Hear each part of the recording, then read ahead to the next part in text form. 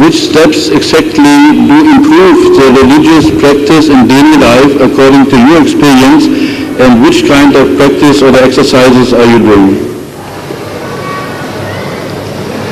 The best exercise is that which is referred to in the Quran as the night prayer.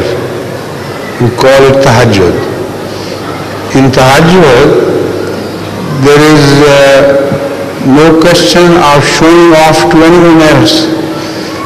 You are before your Lord and you pray to Him and shed your tears before Him.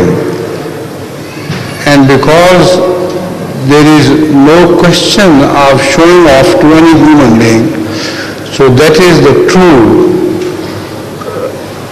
expression of your soul before your Lord. And the Holy Quran refers to it as ashaddu wathan. Then yourself, your ego, is trampled down upon by your own feet. So this is called to be the best way to improve the quality of life of your people by those prayers.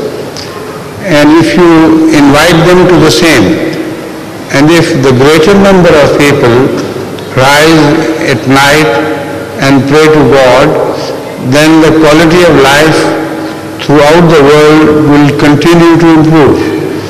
So this is the best way which I have learned from the Quran of improving the spiritual life of my people throughout the world.